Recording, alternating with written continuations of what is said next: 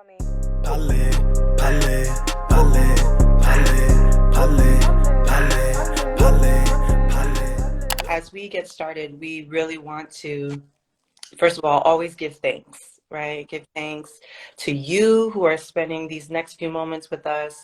And we wanted to let you know, because people wanted to know whether or not they could see again. We're going to be having these posted on our Haitian Preservation YouTube channel. So a playlist has been created. If you didn't catch the first two lives, they were amazing. We're going to have them available for this whole week, the sessions for this whole week on our YouTube channel. So please, I'll open up the link again, but I want to make sure everyone just is aware of that, okay? So these conversations have been so enriching to me. How about you, Matt? Yeah. It's a good space.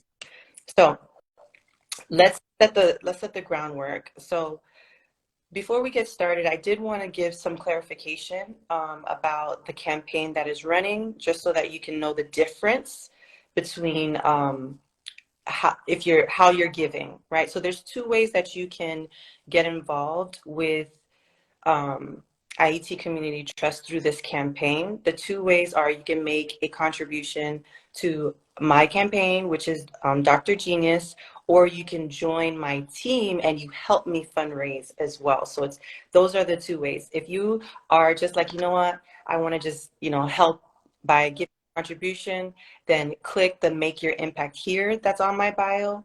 But if you want to go a step further and be a part of my team, and listen, if you're a part of my team, it's going to be a great experience because we're going to be talking, doing Zooms, getting connected, because that's what Haitian preservation is all about. It's not this virtual, disconnected piece. It's us about really getting together. And so if you choose to join my team, then you would then create your own page, and then we would work together to raise funds. And it would all be monitored by the Haitian preservation team. Okay. And this is for Say which that one more time. organization? I know you were talking about the different types of ways people can support which organization specifically? Yes, this is specifically for Ayiti Community Trust 2023 United in Legacy campaign. It's a peer-to-peer fundraiser, meaning that if I fundraise, I can ask you to fundraise on behalf of Haitian preservation if you align with that message. So where are we based? We are based in Atlanta, but Ayiti Community Trust is based in Miami, Florida. Okay. So just want to give more that information clarification about how people can actually see more about Ayiti Community Trust, because I think, when people hear fundraising, sometimes people can say, okay, what are they fundraising for? Who's this organization? Community Trust is an organization that's been around for a while, and they have success. And so please do your research. That's always recommended, to go and find out who these people are. I had an opportunity to go to Haiti with them in 2021 at their board annual retreat. These are some people that are doing some amazing things in Haiti. Go get to know this organization, and then if you so decide, help out. Help out. Great for you to contribute. And so we're here, of course, promoting that campaign, but we also want to, give some information about what we understand to be some formative conversations that we're about to have. So take us to it. So we're going to get started. This is Wednesday, and Wednesday is all about wisdom. It's all about enlightenment. It's all about us truly getting to know who we are, know ourselves, because true wisdom begins with the self. And so we decided that today's topic was going to be on revolution of the mind, the revolution of the mind. I wanted to give some context to this conversation because if you are Haitian, specifically Haitian American, you grew up in an American schooling system, which is a Western thought system. And when you consider what you've learned up until this point, you may not have been aware of a lot of the history because of the people who were writing those textbooks for us, right? So many of us have come into a knowledge of our history by doing our own personal research. But the thing is, there have been pioneers. There have been pioneers who have come before us, who had seen this gap this curriculum gap in our education system and have been thought leaders, Black thought leaders that have been advocating for Black psychology, Black anthropology, Black education. So we're going to list just a few of those names if you aren't familiar with it. And I'm going to be making a post of some of these prominent thought leaders that we should all become aware of, and so that we can go further into their research. So Matthew, do you want to start us off with some of the ones that Black you know, and then psychology, I'll which add was a on? topic that was introduced to me at Florida A&M University, FAMU. There were a lot of different Black psychologists that I was introduced to that I didn't pay attention to as much as I should have back in the days. But one of my favorite was a professor in Tallahassee. He was teaching at Florida State University, and I believe he still resides there and is still in good health. His name is Dr. Naeem Akbar.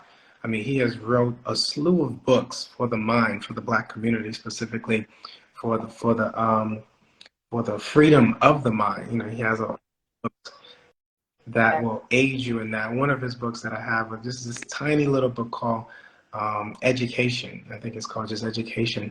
And that little book, man, as small as it is just packed filled with information that helped shape my thinking on a lot of how I present myself as far as a thinker.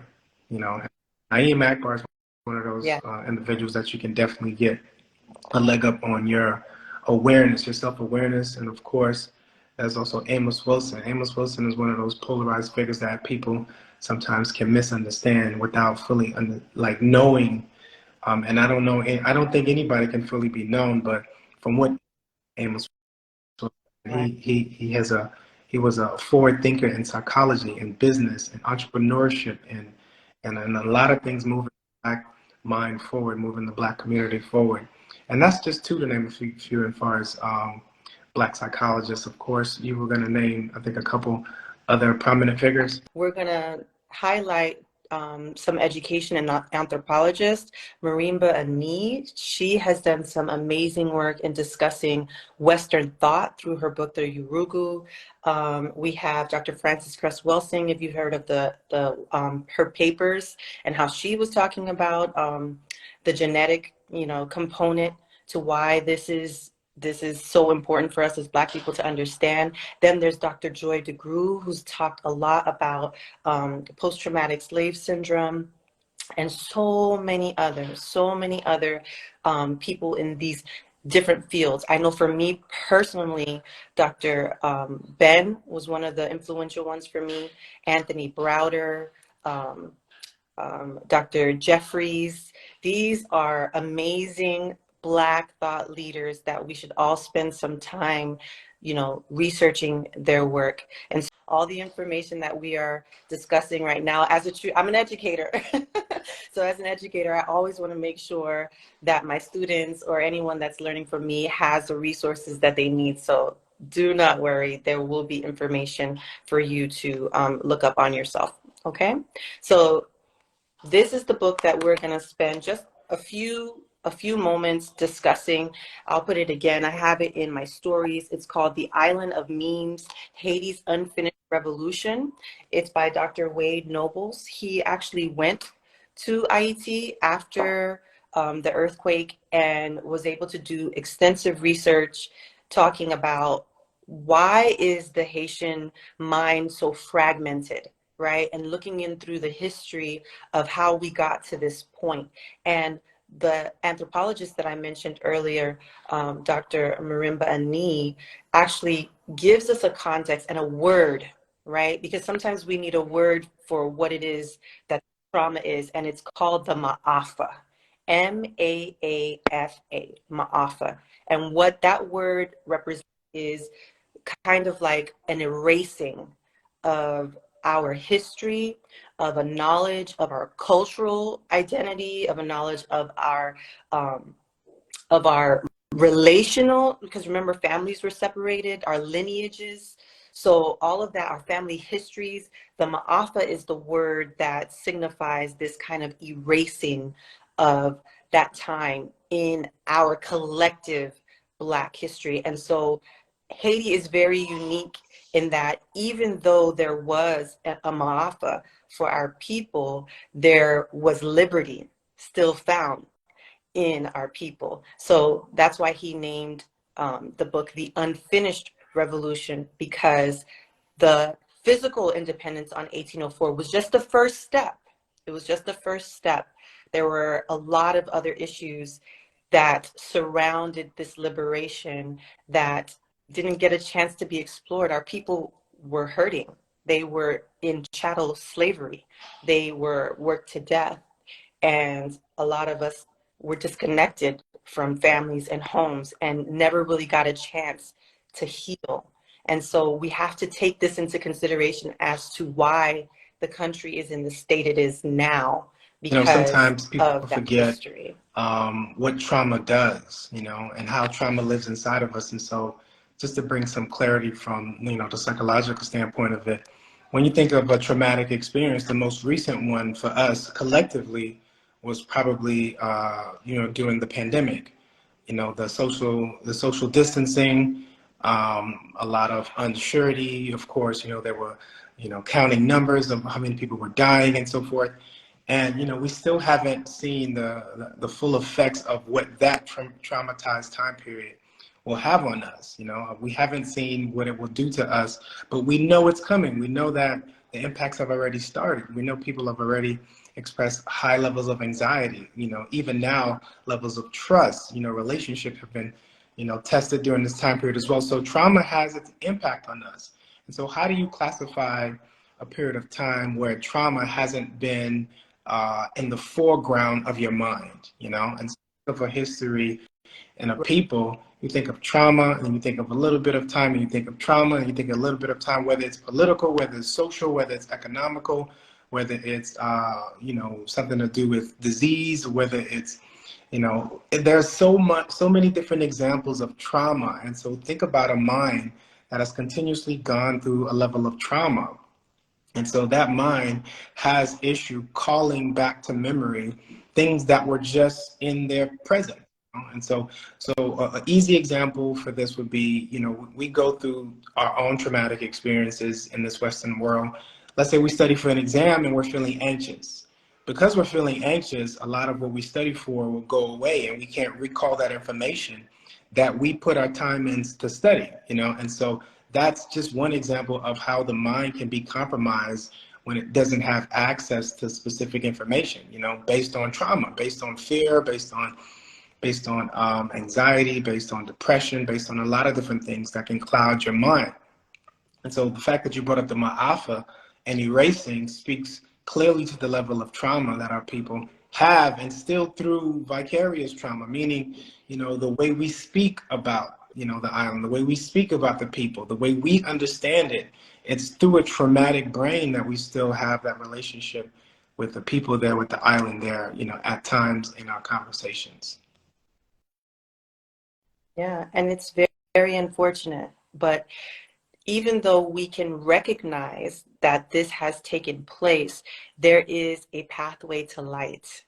And our people and their story encourage us and show us that there is a pathway to light. It started, right? Just because it may have been paused, just because there may have been some interjections into that story, as you know, for Haitian history, like we said, 1804, freedom, but recognition of that freedom did not come until about, I want to say 1863.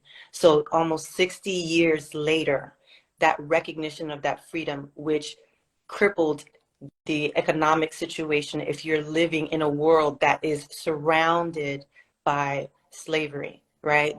That's the main source of income. So when we're taking that into consideration and we're seeing the infiltration of a religious system that did not promote African consciousness and awareness, but actually pushed it down. If you recognize that there is a caste system, that there is colorism, that there are all these issues that affect the psyche and the consciousness of our people, what's happening is that we're losing sight of what it means to be human because of all of these pressures that are coming onto us. So what we have to do And remember today we said we're talking about that revolution of the mind.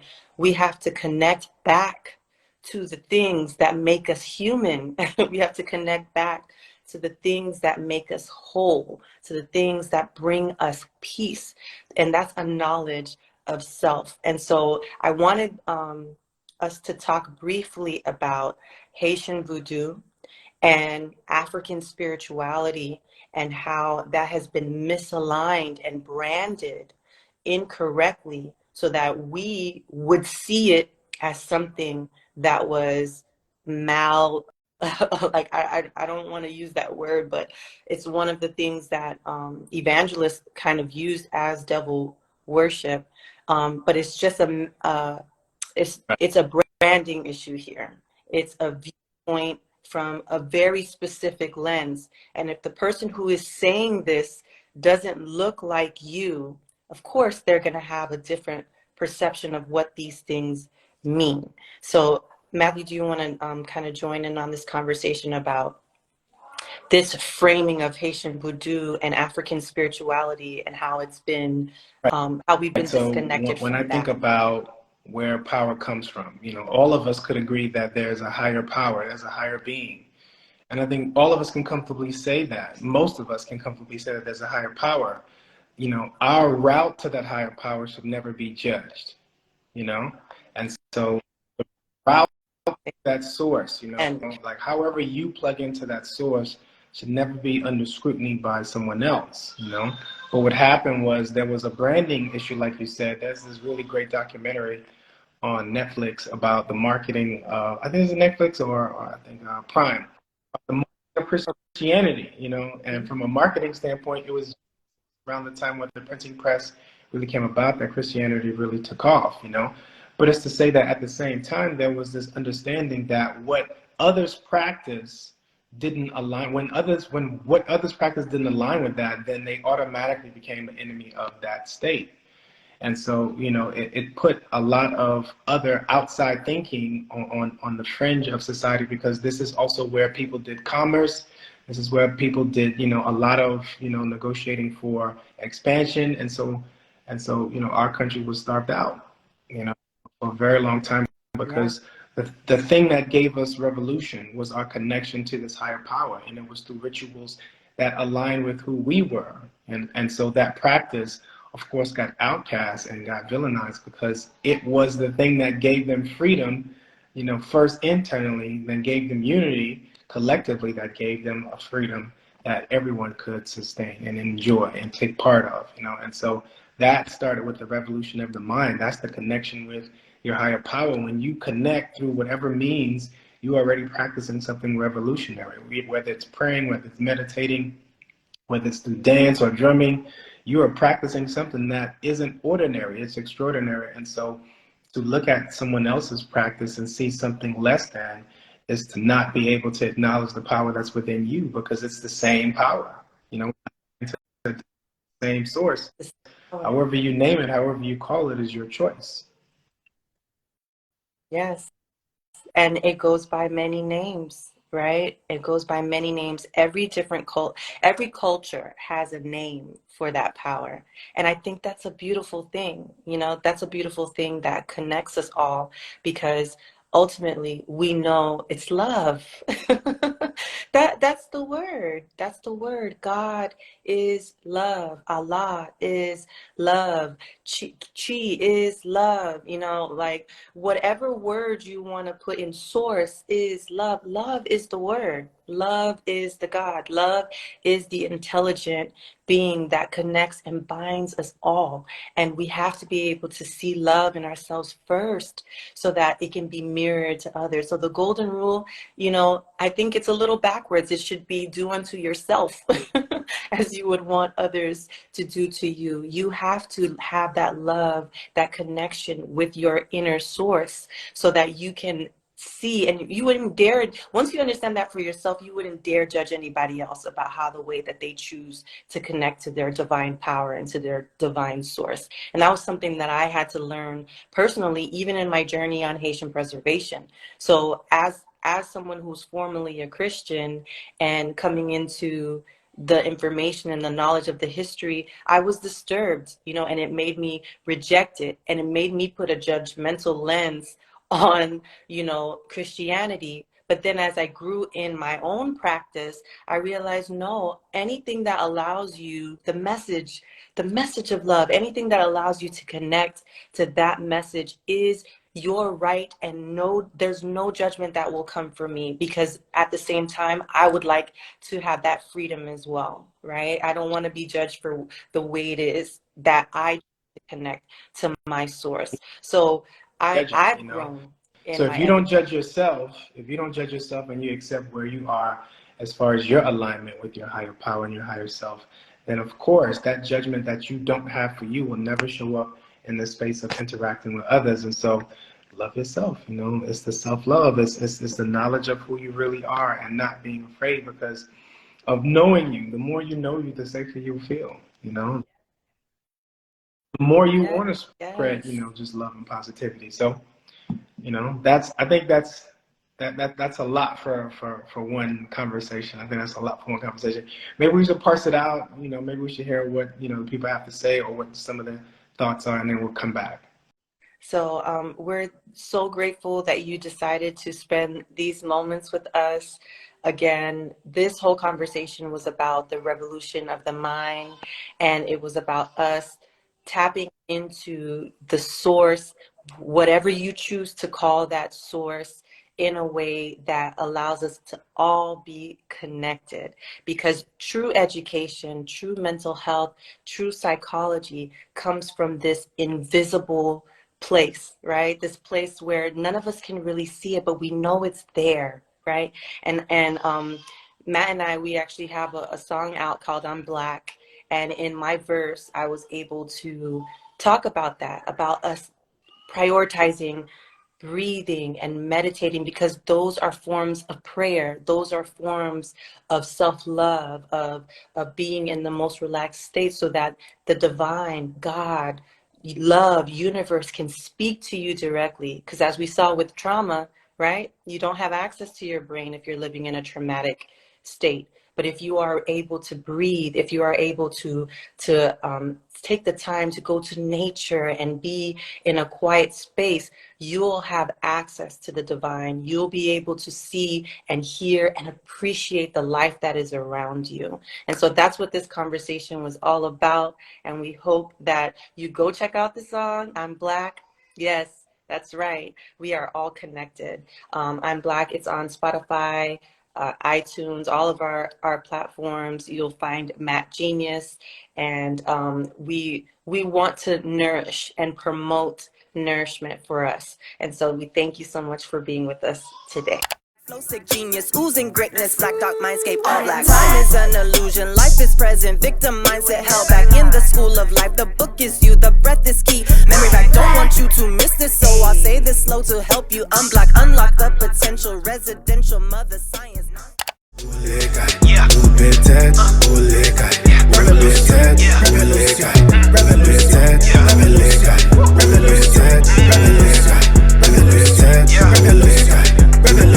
Let me tell you what the business is. Let me tell you what some Haitians did.